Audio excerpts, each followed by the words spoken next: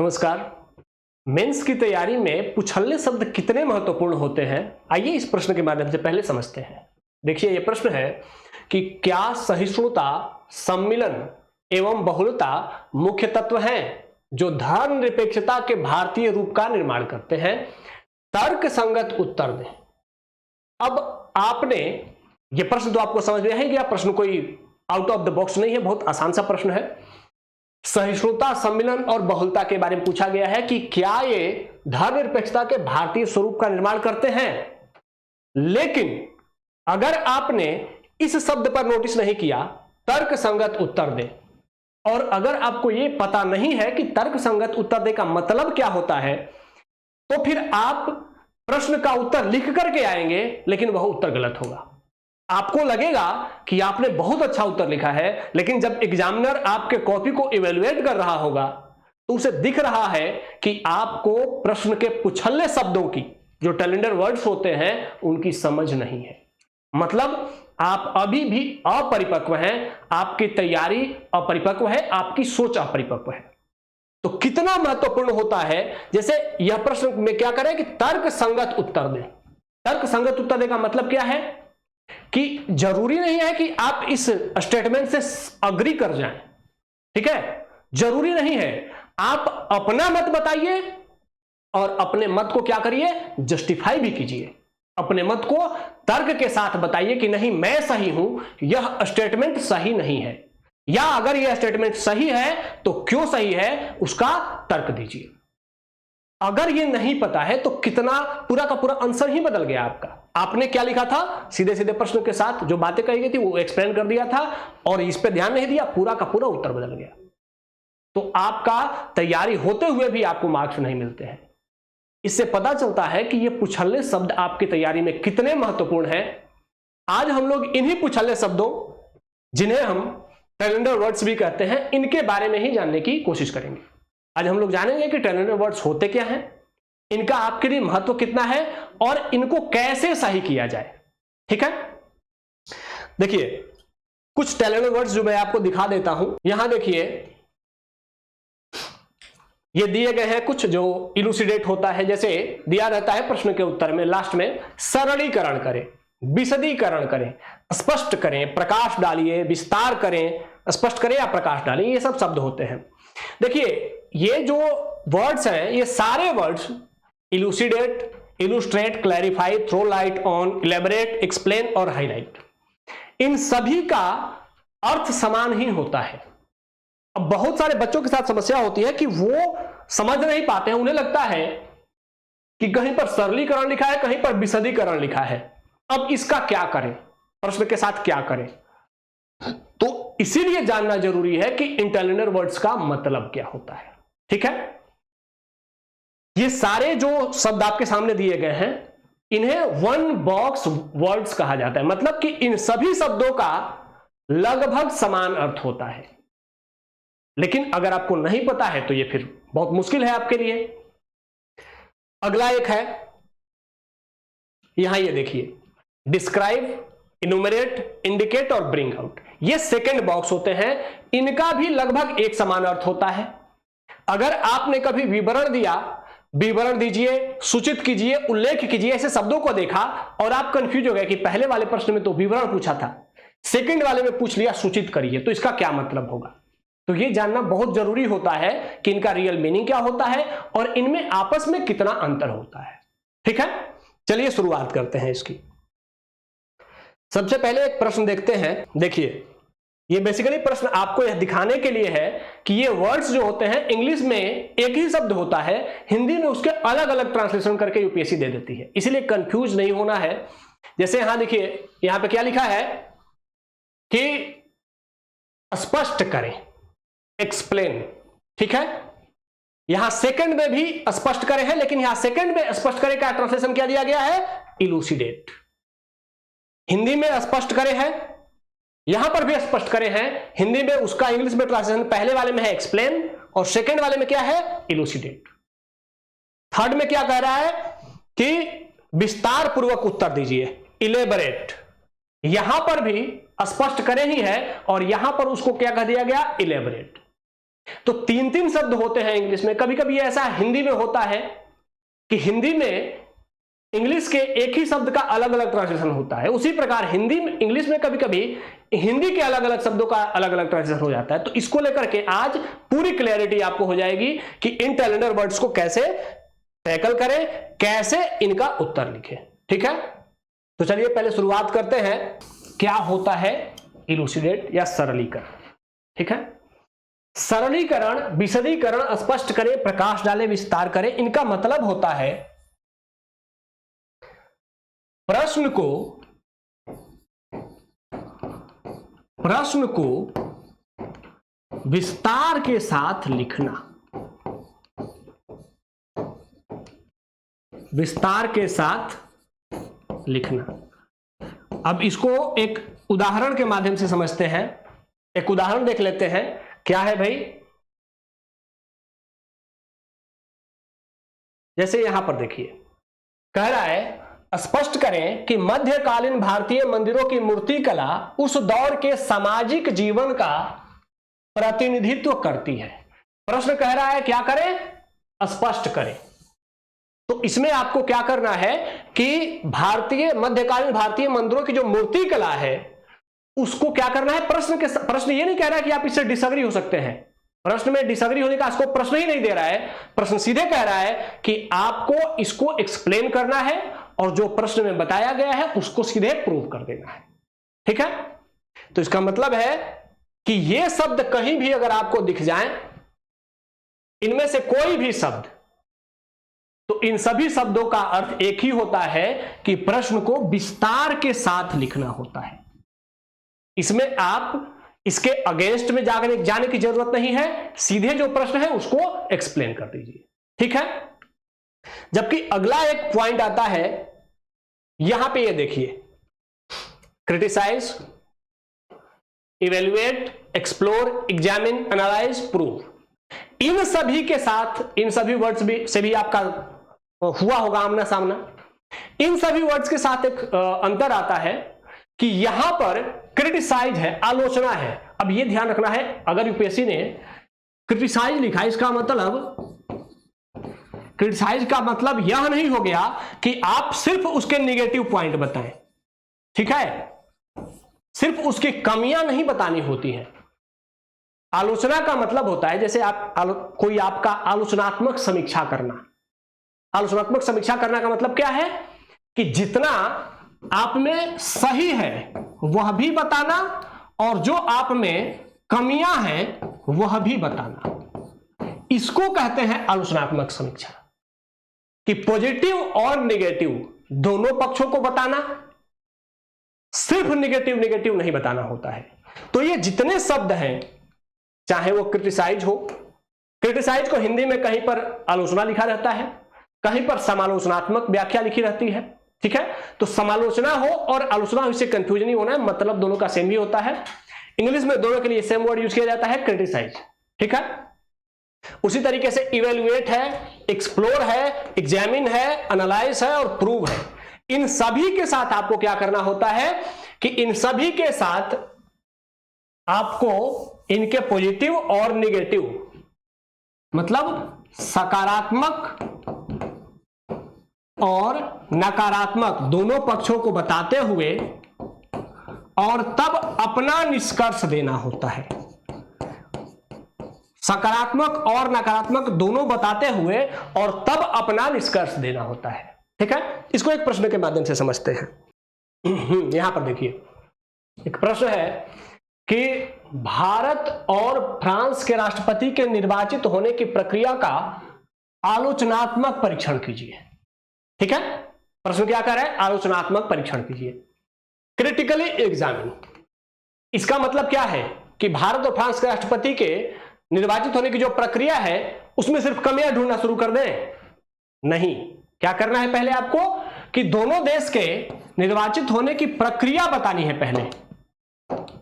ठीक है, पहले क्या करनी है, इसकी प्रक्रिया बतानी है, फिर प्रक्रिया में बताना है कि कहीं पर कुछ कमियां भी हैं और अगर कमियां हैं तो उसका समाधान क्या है। ठीक है। इसका मतलब है कि अगर जब भी आलोचनात्मक पक्ष आएगा, पहले आपको उसके पॉइंट्स बताने होंगे, फिर उसमें कमियां भी बतानी होंगी। मतलब उसके पॉजिटिव भी बताए, फिर उसके निगेटिव भी बताए, और जब निगेटिव बताए तो उसका समाधान क्या होगा। तो ये प्रश्न खुद आपको समझ में आ रहा होगा। तो जब आपके सामने इनमें से कोई भी शब्द दिख जाए, इनमें से कोई भी शब्द दिख जाए, चाहे वो क्रिटिसाइज हो, इवेलुएट हो, एक्सप्लोर हो, एग्जामिन हो, एनालाइज हो या प्रूव हो, तो इनके साथ आपको क्या करना है कि इनके बारे में बता करके इनके सकारात्मक और नकारात्मक पॉइंट्स बताने हैं, और नकारात्मक पॉइंट बताए तो उसका निष्कर्ष क्या करेंगे कि इसमें सुझाव क्या हो सकते हैं। ठीक है। तो जब भी ये सारे वर्ड्स आपको दिख जाएं तो इनको ऐसे ही एक्सप्लेन करना है, पहले उसके सकारात्मक, फिर उसकी कमियां बता देना है, और अगर कमी बताया तो फिर क्या करना है, उस कमियों को दूर करने का सुझाव भी बताने हैं। चाहे वो प्रूव हो, जैसे प्रूव करना है, क्या प्रूव करना है, जैसे कोई भी स्टेटमेंट अगर आपको प्रूव करना है तो आप पहले क्या करेंगे, उसके बारे में बताएंगे। ठीक है। उसकी फिर कमियां बताएंगे और फिर अपनी बात निष्कर्ष में कह देंगे। ठीक है। तो ये इतने शब्दों का सेम अर्थ होता है, इसको आपको सेम लेना है। अगला शब्द आता है, यहां देखिए, give argument, comment, discuss, give reasons. तर्क दीजिए, टिप्पणी कीजिए, चर्चा करें और कारण बताएं। और गिव आर्ग्यूमेंट्स का मतलब क्या होता है, इसको समझिए। तर्क दीजिए, तर्क दीजिए का मतलब है कि आपको प्रश्न में दे दिया गया है कि हमने ये बात कह दी है, आपको इसी बात को क्या करना है, तर्क के साथ प्रूव करना है। मतलब यहां पर आपको निगेटिव होने का या प्रश्न से अलग होने का, प्रश्न से अलग जाने का कोई मार्ग नहीं होता है, अलग जाने का मार्ग नहीं होता है, मार्ग नहीं, मतलब कि आपको प्रश्न से सहमति होना है, और उस सहमति के बाद उदाहरण, तथ्य, डाटा या रिपोर्ट दे करके इस बात को क्या करनी है, सिद्ध करनी है। ठीक है। प्रश्न में जो बात दे दी गई है उसी बात को प्रूव करना होता है। जब स्टेटमेंट में दिया हो गिव आर्ग्यूमेंट्स या तर्क दीजिए। ठीक है। तर्क दीजिए का मतलब कि प्रश्न के साथ ही आपको अग्री करना है, उसी बात को अपने उदाहरण के साथ, डेटा के साथ, एग्जाम्पल के साथ प्रूव करना है, उसके अगेंस्ट में या उसमें कमियां नहीं ढूंढनी है। ठीक है। अगला शब्द क्या है, कमेंट। टिप्पणी करें, चर्चा करें, इन दोनों शब्दों का अर्थ एक समान होता है। जैसे अगर आपसे बोल दिया जाए कि टिप्पणी करें या चर्चा करें, प्रश्न पे अब टिप्पणी करें। भाई प्रश्न, जैसे मैं आपको एक प्रश्न दिखा देता हूं, चर्चा करें या टिप्पणी करें। देखिए यहां पे, भारतीय मौसम विज्ञान विभाग द्वारा चक्रवात प्रवण क्षेत्रों के लिए मौसम संबंधित चेतावनियों के लिए निर्धारित रंग संकेतों के अर्थ की चर्चा करें। मतलब कि यहां पर प्रश्न ने आपको चर्चा करने की बात कर दी कि मैंने एक स्टेटमेंट दे दिया, आप उसको जितना एक्सप्लोर कर सकते हैं उसके बारे में एक्सप्लोरेशन करते रहिए। मतलब कि यहां पर आप कब, क्या, क्यों, कैसे, जो भी कहना है, प्रश्न ने आपको लिमिट नहीं किया है। ठीक है। आप अपने आप को जितना ओपन कर सकते हैं उसके बारे में चर्चा कर सकते हैं, आप जो बताना चाहें बता सकते हैं। ठीक है। लेकिन प्रश्न के शब्दों के आसपास ही आपको रहना है। ठीक है। रंग संकेतों के अर्थ की चर्चा करें, तो अब प्रश्न आपको बांध दिया कि आप निगेटिव नहीं जाएंगे, क्या, क्यों, कैसे बताइए, लेकिन प्रश्न के सापेक्ष बताइए। ठीक है। तो इस प्रश्न के बाद आपको यह समझ में आ गया होगा कि अगर कहीं पर टिप्पणी करें या चर्चा करें आ जाए तो आपको क्या करना है, टिप्पणी करें और चर्चा करने आ जाए तो क्या, कब, क्यों, कैसे इन शब्दों के माध्यम से आपको जो बात कही गई है उसी बात को क्या कर देना है, विस्तार देना है, विस्तार देना है। मतलब कि यहां पर भी आपको उसके नकारात्मक पक्ष की चर्चा नहीं करनी है, नकारात्मक पक्ष नहीं बताना है। इन बातों को बहुत ध्यान रखने की जरूरत होती है कि प्रश्न में जो पूछा गया है उसी का उत्तर लिखना है, प्रश्न के संदर्भ में अपने ज्ञान को नहीं उड़ेल देना है। ज्ञान और उत्तर लेखन दो अलग अलग चीजें हैं, और आपको उत्तर लेखन में आपको मार्क्स मिलने हैं, आपको ज्ञान वहां दिखाने के लिए मार्क्स नहीं मिलेंगे, प्रश्न के उत्तर के लिए मार्क्स मिलेंगे। तो इसका मतलब जानना बहुत जरूरी है। गिव रीजंस, कारण बताइए। कारण बताइए का मतलब क्या है, फिर वही सेम बात है कि कारण बताने का मतलब क्या, कि आपको इस कारण को ला करके यहां पर क्या, कब, क्यों, कैसे लिख देना है। किसी भी कारण को बताने के लिए कोई क्यों है, जैसे हिमालय से नदियां निकलती है, कारण बताइए। तो हिमालय से नदियां कब निकलती है पहले बताया, फिर क्यों निकलती है, फिर कैसे निकलती है। इन सब के बाद कंक्लूजन में क्या कह दिया कि इससे सिद्ध होता है कि हिमालय से नदियां इसलिए निकलती। ठीक है, तो अगर आपको कारण बताए भी दिख जाए तब भी आपको क्या करना है, क्या, कब, क्यों, कैसे में उसको एक्सप्लेन कर देना है और उसको विस्तार देना है। लेकिन यहां पर भी नकारात्मक, उसकी निगेटिव पक्षों को, उसके नकारात्मक पक्षों की चर्चा नहीं करनी है। ठीक है, यहां तक क्लियर हो गया। ठीक है, आगे बढ़ते हैं। अब देखिए यहां पर है डिस्क्राइब, इनुमरेट, इंडिकेट, ब्रिंग आउट। विवरण दीजिए, गिनाइए, सूचित करिए, उल्लेख करिए। बहुत महत्वपूर्ण शब्द है ये। ठीक है, डिस्क्राइब शब्द आपको बार बार दिख जाता है, मैं एक प्रश्न के माध्यम से दिखा देता हूं आपको।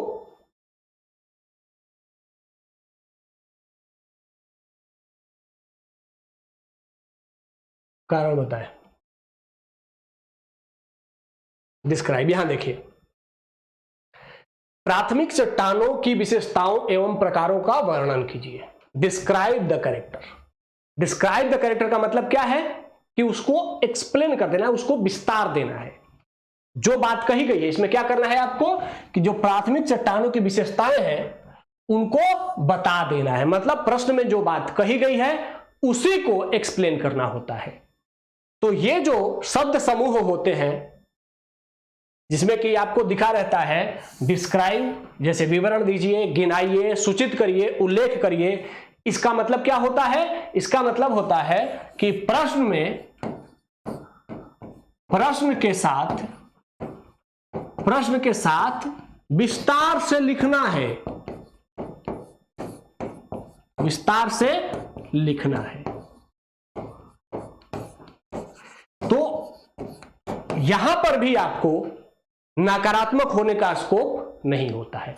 यहां पर भी प्रश्न की आलोचना नहीं करनी है आपको, उसका नकारात्मक पक्ष नहीं बताना है।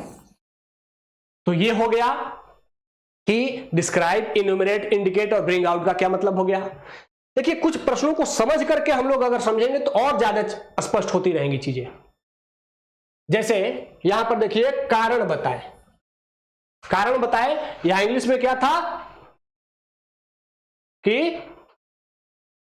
Better equipment, why did the army give reasons.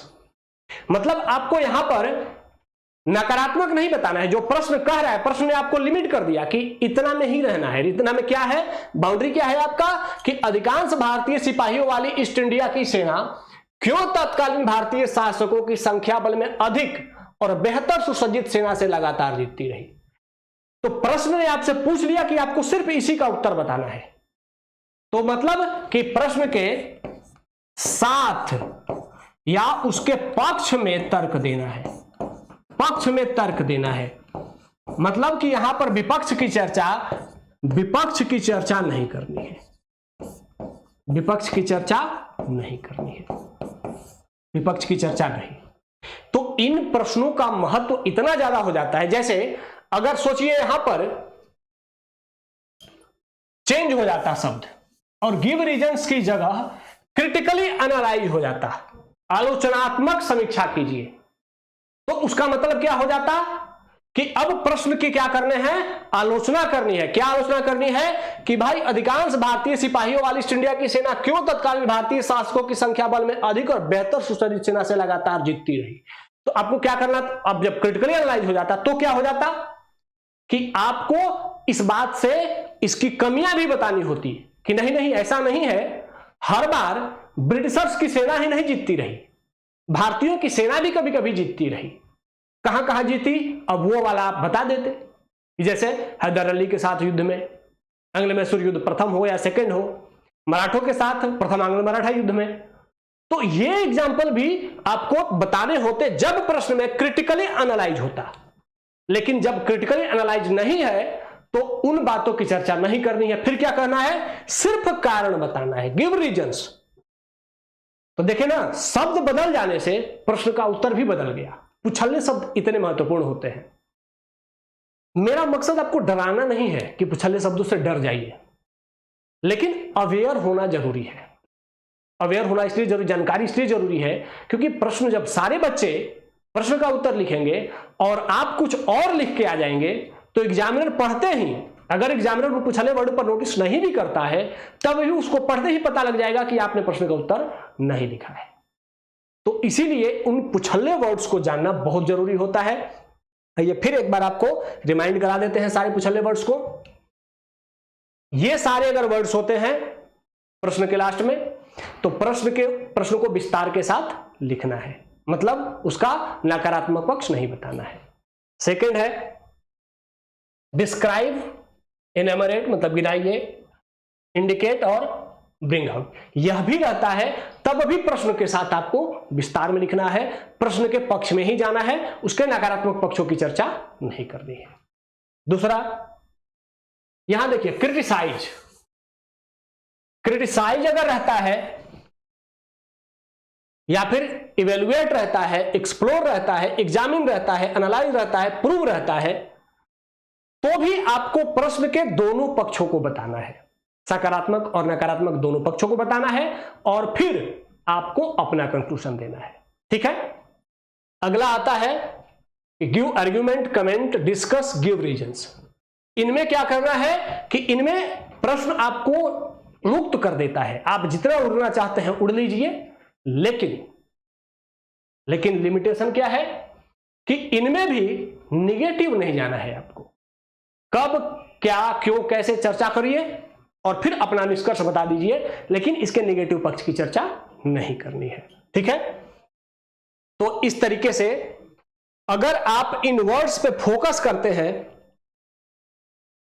पुछल्ले शब्दों पे ध्यान देते हैं, तो फिर आप प्रश्न का उत्तर, जो आपकी जानकारी है, जो आपका नॉलेज है, वह प्रश्न के साथ मैच कर जाएगा, तो आपके मार्क्स हमेशा जो आप उम्मीद करते हैं वैसा ही आएंगे।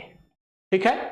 और अगर आप इन पुछल्ले वर्ड्स पे ध्यान नहीं देते हैं तो फिर हो सकता है कि आप प्रश्न के बारे में बहुत ज्यादा कंटेंट लिख के आए हो, फिर भी आपको मार्क्स नहीं मिलेंगे। और ऐसा बहुत बार हुआ है, आप लोगों ने बहुत टॉपर्स के बारे में सुना है या बहुत लोगों से ऐसा कहानी सुना होगा कि कोई ऐसा स्टूडेंट था जिसको कि ऑप्शनल में उसका पूरा ऑप्शनल पेपर, उसने सारे क्वेश्चन लिखे हैं, 20 के 20 क्वेश्चन लिखे हैं, और उसको कितने मार्क्स मिले, तो किसी को 12 नंबर मिले, किसी को 18 नंबर मिले, ऐसा मैंने सुना है। तो 12 और 18 नंबर मिलने का मतलब क्या है कि उस स्टूडेंट के पास अपने ऑप्शनल की जानकारी नहीं थी? नहीं, जानकारी थी, लेकिन उस स्टूडेंट ने सिर्फ उन्हीं पुछल्ले वर्ड्स का, कैलेंडर वर्ड्स पर ध्यान नहीं दिया और अपनी जानकारी के गर्व में चूर होकर के और वो प्रश्न पढ़ते गए, उसका सीधे उत्तर लिखते चले गए, भूल गए कि प्रश्न के अंत में क्या लिखा है, और उसका परिणाम क्या हुआ कि पर्याप्त जानकारी रहते हुए भी उनको मार्क्स ही नहीं मिले।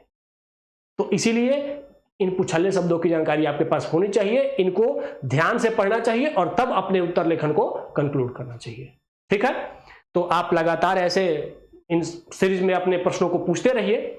अगर आपको लगता है कि आपको और ज्यादा जानकारी चाहिए तो निर्माण का जो टेलीग्राम चैनल है वहां पर आप जाकर के उसको देख सकते हैं।